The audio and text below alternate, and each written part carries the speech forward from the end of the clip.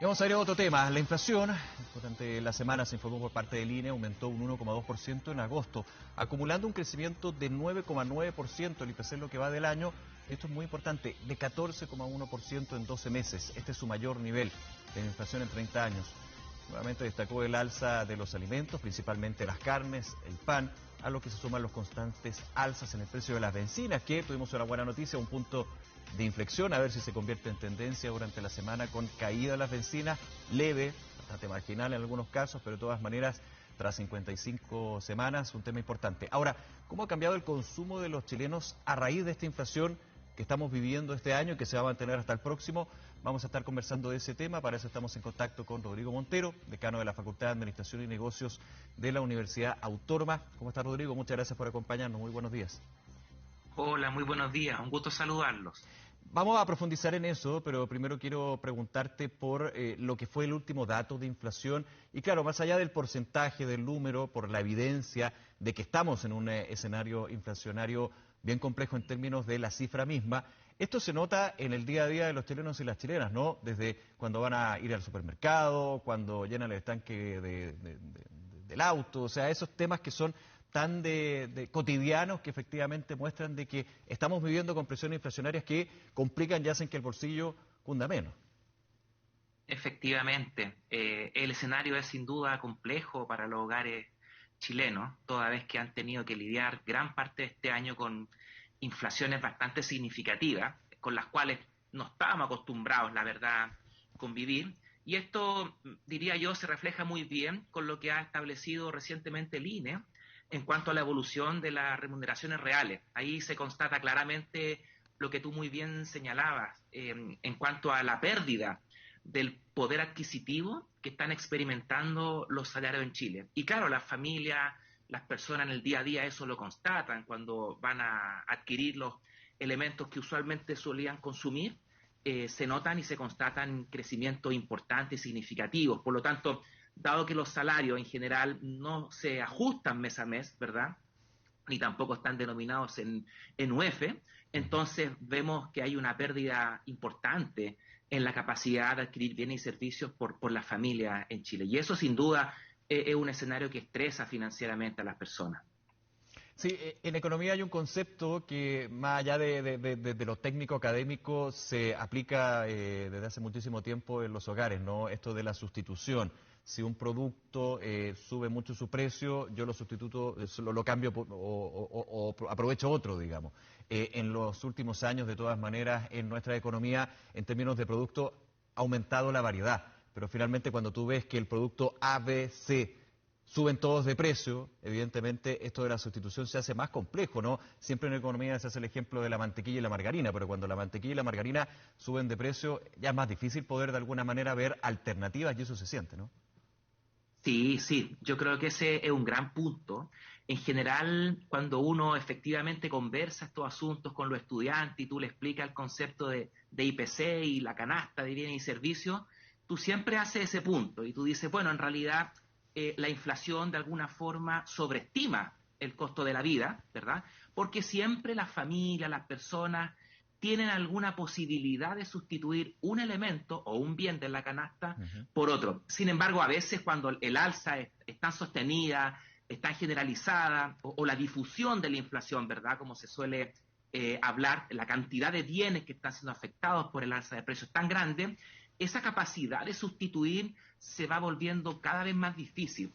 Y la verdad es que también ocurre que hay bienes que los consumidores, que las personas lisa y llanamente no sustituyen. Es Claro. decir, por más que suba el combustible, tú tienes que sacar tu vehículo y trabajar todos los días, o tienes que movilizarte a tu trabajo, y la verdad es que yo no puedo dejar de consumir ese combustible. Somos un poquito inelásticos, es decir, insensibles al alza en el precio de algunos bienes. Y eso hace que, como el presupuesto es fijo, ¿verdad?, la cantidad de dinero que tú recibes todos los meses es fija, entonces se dejan de consumir otros bienes de la canasta y empiezan a salir del patrón de consumo de los hogares. Y eso yo creo que hoy día se ha estado dando con más fuerza que antaño, toda vez que el incremento que han experimentado, por ejemplo, elementos como las carnes o los combustibles han sido tan sistemáticos que la verdad es que la gente ha tenido que dejar simplemente de consumir algunos elementos de la canasta y no hay espacio, la verdad, para la sustitución con los niveles que hoy día lamentablemente estamos viendo en los precios de algunos bienes.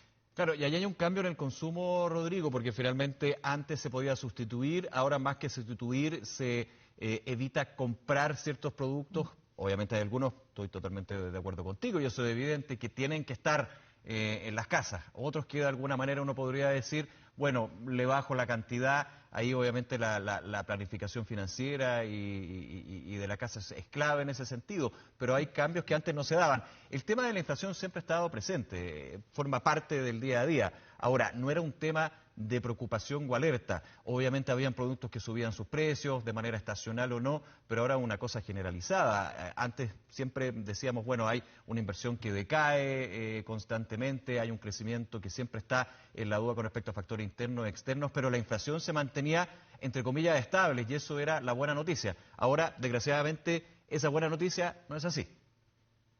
Sí, pero ¿sabes qué, Nicolás? Yo creo que eso en sí también tiene un punto positivo, Vamos. y es que en realidad ahora nos damos cuenta el tremendo trabajo que hizo el Banco Central, nuestro ente rector durante tantas décadas, porque la verdad es que, como tú bien decías, no era un gran tema la inflación, porque estábamos acostumbrados, ¿verdad?, a vivir en una economía con precios bajos, estables, y yo agregaría predecibles. ¿Sí? Era muy raro equivocarnos en las proyecciones de inflación, pero como tú muy bien iniciaste esta entrevista, resulta que los datos mes a mes nos siguen sorprendiendo. En agosto nuevamente está por sobre la expectativa, y es porque la inflación, cuando cruza ciertos niveles, ¿verdad?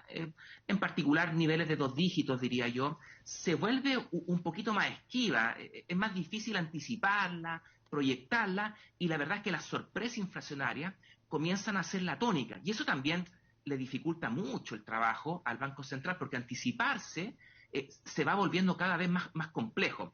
Por lo tanto, por eso que yo valoro, primero, la labor que ha hecho el Banco Central durante estas últimas décadas al, entre comillas, mal acostumbrarnos con inflaciones bajas y estables. Segundo, valoro que estemos todos súper incómodos con lo que estamos viviendo hoy día, ¿verdad? Estamos todos molestos, esta situación no nos agrada. Y tercer lugar, entonces, en consecuencia, estamos súper claros de que entendemos la labor que tiene el Banco Central, sabemos que la decisión que está tomando no es fácil.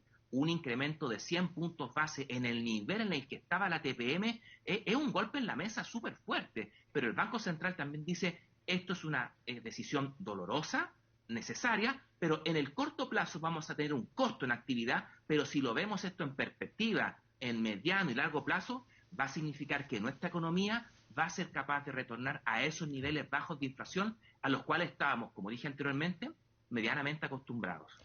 Siendo súper simplista, Rodrigo, por decirlo de alguna manera, lo que ha sido la alza agresiva por parte del Consejo del Banco Central a la tasa de política monetaria, la tasa de interés referencial, busca desincentivar el consumo. Es un tema que muchos dirían, bueno, pero ¿por qué un ente tiene que desincentivar a mí que consuma? Hay mucho análisis desde lo académico y técnico, pero finalmente es una de las herramientas más efectivas. Ahora, esto ha sido la constante en términos de la TPM durante todo este año, llevando a sobre 10% la tasa referencial. Y muchos se preguntan, bueno, pero esto está teniendo efecto porque finalmente las presiones inflacionarias se mantienen y de hecho en su último informe de política monetaria el Banco Central proyecta, siempre en estimación, de que este año se va a cerrar en un 12% en términos de IPC. Esto, si ya lo vemos a un horizonte de un año analizado, se supera, llega a 14. ¿Tiene efecto realmente y cuáles son los elementos ahí que juegan a favor o en contra en términos de la política monetaria? Sí, mira, muy buena esa pregunta, Nicolás. Yo te diría que tiene un efecto, primero, un efecto inmediato en términos de señal. Hay una Claro. señal clara de que hoy día gastar y endeudarse es más caro. Eso es una señal, y los agentes económicos en consecuencia toman esa información, la procesan y actúan en consecuencia. Es decir, se desalienta el gasto, ¿m? Y se pospone para un futuro. Pero también la política monetaria afecta a la economía real, pero con cierto rezago. Es decir, las personas probablemente no van a dejar de endeudarse hoy día, o las empresas no van a dejar de invertir hoy día, y el gasto agregado no se va a contraer hoy día, sino más bien hay un proceso que va decantando en el tiempo. Las decisiones de política monetaria usualmente tardan un par de trimestres en manifestarse en la economía real. Por lo tanto, es interesante constatar, dicho eso, que con el movimiento que hace el Banco Central el martes recién pasado, esa decisión va a tener un efecto recién, diría yo, a partir del primer trimestre del año 2023. Es decir, nosotros ya veníamos en una situación de franca desaceleración. El IMASEC lo había constatado para el séptimo mes del año, el crecimiento trimestral respecto al trimestre anterior ya venía mostrando una desaceleración, por lo tanto, por decirlo de una forma más coloquial, veníamos perdiendo velocidad bastante y el Banco Central pone el freno de mano, aún más. Por lo tanto, la verdad es que la economía se va a enfriar y se va a enfriar bastante. Lo más probable es que los siguientes 2 trimestres que tenemos por delante van a haber crecimientos negativos, vamos a entrar en una recesión técnica, el segundo semestre va a haber una caída importante del Producto Interno Bruto y el año 2023, diría yo, sería el corolario con una caída anual del Producto Interno Bruto. ¿Por qué es necesario esto? Porque es la herramienta con la que tenemos, o con la que contamos más bien, para frenar el gasto de la economía y así hacer bajar las presiones inflacionarias. ¿Tiene un costo? Sin duda que tiene un costo. Vamos a comenzar a ver aumentos en la tasa de desempleo, vamos a estar viendo IMASEC negativos por varios meses por delante, se van a deteriorar la expectativa de los consumidores, también de las empresas, va a haber un efecto importante. Pero de nuevo, hay que poner en contexto esto, que va a ser un costo de corto plazo en aras de un beneficio de mediano y largo plazo. El principal aporte que un banco central, si tú me lo permites, Nicolás, puede hacer para el crecimiento estable y de largo plazo de una economía es mantener la inflación a raya, baja y estable. Eso crea las condiciones económicas perfectas para que la economía pueda recuperarse y volver a retomar tasas de crecimiento más acordes a las necesidades que como país tenemos. Ahora, y también considerando lo siguiente, Rodrigo, 2022 en comparación a 2021 hay varias diferencias y se nota también en lo que estamos comentando, pero también en la cantidad, como se dice, de dinero circulante, de liquidez, ayudas estatales por un lado, producto de la pandemia, donde siempre se dio esta discusión de hacerlo universal o focalizado. Ahora la política fiscal apunta a la focalización justamente de la ayuda, justamente por lo que estamos comentando, pero también lo que fue el efecto de los retiros de ahorros previsionales. Eso ha sido también tomado en cuenta por el Banco Central en sus informes, en sus declaraciones y por los distintos economistas y expertos, digamos, para indicar de que justamente hay una gran diferencia con respecto a año en este punto. Hay un elemento que se incorpora, digamos, en el análisis. Sí, de todas maneras. Y esto, dicho sea de paso, lo anticipó el actual ministro de Hacienda cuando él estaba sentado ahí en el Consejo de Política Monetaria como presidente del Banco Central. La verdad es que, lamentablemente, Nicolás, hubo un periodo en donde la opinión, el análisis y el consejo de los expertos y de las entidades que tienen el expertise para esto, como el Banco Central, fue desoído y por lo tanto se llevaron a cabo políticas, decisiones, medidas que hoy día lamentablemente estamos pagando el costo, porque la verdad es que lo que hicimos el año 2021 fue incentivar en demasía la demanda agregada, el gasto agregado. Como tú bien señalabas, si algo nos ha enseñado la experiencia es que la política fiscal, las ayudas fiscales tienen que ser focalizadas, primero. Y en segundo lugar, que si uno acelera mucho la demanda agregada, si uno impulsa mucho el gasto, eso inevitablemente va a tener una contrapartida en mayor inflación, porque la economía no tiene tanta capacidad para generar bienes y servicios en el corto plazo. Entonces, el ajuste inevitablemente se da en los precios. Y algo que nadie tenía contemplado en la ecuación, y que nos vino un poco a aguar aún más la fiesta, es que a principios de este año se desata un conflicto geopolítico entre Rusia y Ucrania que, insisto, nadie previó y le pone una presión de inflación a la economía, pero ahora por el lado de la oferta. Entonces, nosotros localmente pusimos presiones de inflación por la demanda, ¿verdad? Política fiscal muy expansiva, retiros previsionales, etcétera. Pero a renglón seguido, a comienzo de este año, viene un shock de oferta que le imprime una inflación a la economía, pero por el lado de la oferta. Y esa inflación es mucho más dañina y es mucho más difícil de controlar, porque es una inflación que te genera, además de mayores precios, un menor ritmo de actividad económica. Y lo estamos viendo con precios de los combustibles y de la energía en general muy por sobre los parámetros históricos, con precios de los alimentos y los granos también muy disparados. Entonces, lamentablemente, a veces cuando uno toma decisiones, se olvida de que hay elementos que no estás tomando en cuenta porque aún no han ocurrido y no hay ninguna señal para tomarlo en cuenta, pero resulta que pueden ocurrir. Por eso que muchas veces el Banco Central recibe algunas críticas en el sentido de que se equivocó, actuó tarde o actuó demasiado rápido, pero cuidado, porque en realidad el horizonte, a veces las nubes no nos dejan ver bien el horizonte, y por lo tanto lo que parece una mala decisión finalmente después termina siendo lo acertado, o lo contrario, lo que parece una buena decisión después termina siendo lo incorrecto, pero no es porque se haya equivocado el organismo que toma la decisión, como el Banco Central, sino más bien porque hay elementos que surgen. En la pandemia del 2020 nos muestra que en realidad es imposible tomar en cuenta todas las variables que entran en la ecuación y por lo tanto el Banco Central cuando hace sus proyecciones tiene que decir, mira, este es mi escenario base, esto es lo que yo estoy viendo, esto es lo que yo estoy proyectando, si esto ocurre, esto va a terminar ocurriendo con la inflación. Bueno, si hay otros elementos que surgen de imprevisto y terminan sucediendo en la realidad, entonces el Banco Central tiene que regular y tiene que volver a calibrar sus decisiones de política monetaria. Y eso es lo que estamos haciendo y estamos viendo hoy día.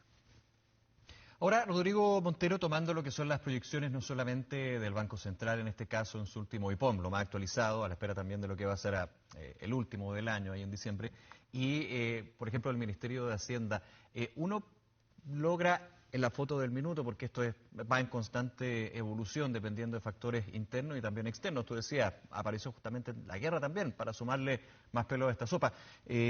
¿Cuándo podrían bajar los precios? Además que siempre hay un rezago bien importante cuando las distintas, por ejemplo, lo que es la política monetaria surte efecto. Desde el Ministerio de Hacienda, el propio ministro Marcel decía, bueno, hay que tener claro que a partir ya del primer trimestre del próximo año podríamos ver una baja en las presiones inflacionarias, distinto a que podría ser una baja en los precios, que eso va a depender de los sectores, de los productos, de la situación también de la economía interna, ¿no?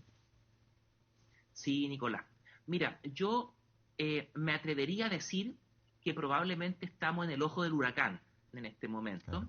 y que por lo tanto en las próximas semanas y meses debiéramos comenzar a navegar agua afuera. El dato de 14,1% de inflación debiera estar en el techo de lo que sería la inflación para este año. De hecho, si tomamos las expectativas inflacionarias para los meses de septiembre, de octubre, que hoy día rondan por el mercado y en los precios de los activos financieros, la inflación debiera comenzar a retroceder a niveles de 13,9, 13,4. Es decir, hay elementos para pensar que hoy día estamos viviendo un pic, primero, de la inflación y en segundo lugar, y en palabras también de la presidenta del Banco Central, Rosana Costa, incluso de la tasa de política monetaria. El Banco Central, cuando nos transmite su IPOM, él dice, este es el rango que yo veo para la tasa de política monetaria. Pues bien, hoy día la tasa de política monetaria está en el techo de ese rango. Por lo tanto, estamos en un momento en donde tenemos una inflación peak y también al parecer una TPM peak. ¿Qué debiera ocurrir entonces a partir de ahora? Debiéramos ver paulatinamente retrocediendo a la inflación y de la mano también vis a vis ver o comenzar a ver a retroceder la TPM. Ya durante el último trimestre de este año debiéramos ver una desaceleración importante de la inflación para finalizar en torno a 12% y también debiéramos en consecuencia a partir del primer trimestre del año 2023 comenzar a ver una disminución de la TPM. Por eso yo me atrevo a pensar, a prever de que este momento es el momento más duro que estamos viviendo y que ya podemos empezar a ver un poquito un relajamiento de la tasa de política monetaria a partir del primer trimestre del próximo año. Pero de nuevo, eso, Nicolás, si es que nada extraordinario que hoy día no estamos poniendo sobre la mesa o no tenemos sobre la ecuación, ocurre. Y ahí tú sabes que es muy difícil anticiparlo. En el IPOM de marzo de este año, el Banco Central en su escenario central lo mencionó y dijo, esta es la trayectoria que yo espero para la inflación si es que el conflicto entre Rusia y Ucrania no se extiende mucho en el tiempo, ni en profundidad ni en extensión. y resulta que ya estamos en el 9º mes del año y al parecer no hay muchas luces de un pronto término de ese conflicto. Entonces, proyectar y anticipar variable económica es un juego difícil y es ingrato a veces, porque hay muchas cosas que están dando vueltas y que son difíciles de anticipar apropiadamente. Rodrigo, por último, y agradeciendo estos minutos y este análisis bien relevante para todos, todos vivimos los efectos de esta inflación tan alta de todas maneras, por ejemplo, por lo menos, pero de todas maneras los más vulnerables son los que lo sufren más. Este es un impuesto a los más pobres, como siempre se ha dicho, la inflación. ¿Cómo ves tú lo que ha sido el manejo del gobierno, en este caso el Ministerio de Hacienda, con respecto a la focalización de ayuda? Se ha dado justamente apoyo en distintas índoles, pero recordando lo que fue en su minuto esta discusión de apoyos universales o apoyos focalizados. Se ha optado por la focalización en el Plan Chile Apoya, por ejemplo, y en otras instancias. Sí, exactamente, Nicolás. Yo te diría que estamos volviendo a la lógica de la focalización. El ministro Marcel es un gran economista y él tiene muy claro este aspecto. Y por lo tanto, lo que hoy día tiene que hacer la política fiscal es principalmente ir en ayuda de aquellas familias y aquellos segmentos que lo están pasando más mal en este momento. Si algo positivo nos dejó la pandemia es que fuimos capaces de actualizar el registro social de hogares, que es el listado con el que cuenta el Estado, el Ministerio de Desarrollo Social en particular, para poder identificar exactamente dónde y cómo están las familias más vulnerables. Hoy día ese listado está bastante actualizado, por lo tanto sabemos muy bien dónde están aquellas personas y aquellas familias más vulnerables y cómo están. Por lo tanto, la política fiscal tiene hoy día un escenario muy propicio para ir en ayuda focalizada de aquellos hogares. Y en ese sentido, lo mejor también y más eficiente pueden ser transferencias monetarias directas. Y creo que eso es muy importante porque además, Nicolás, si me lo permite, sí, el presupuesto fiscal hoy día está bastante acotado. Recordemos que el gasto fiscal para este año contempla una caída de más de 20% respecto de lo que se gastó el año 2021. Entonces, la verdad es que el gasto fiscal está volviendo también a sus cánones históricos. Y el ministro Marcel, en ese sentido, ha honrado al pie de la letra esa ley de presupuesto que aprobó el Congreso el año pasado. Y por lo tanto, él tiene muy claro que los recursos hoy día son muy escasos. Y estamos muy expectantes, por tanto, a cómo va a ser la ley de presupuesto que se va a presentar a fin de mes para su discusión en el Congreso, porque queremos ver cómo se viene la política fiscal para el año 2023 y cómo esta también va a apoyar la tremenda labor que hoy día está haciendo el Banco Central por contener el gasto agregado. Rodrigo Montero, decano de la Facultad de Administración y Negocios de la Universidad Autónoma. Rodrigo, nuevamente muchísimas gracias por acompañarnos esta mañana en TVN Canal 24 Horas. Que esté muy bien. Muchas gracias a usted, Nicolás. Un abrazo, buen domingo.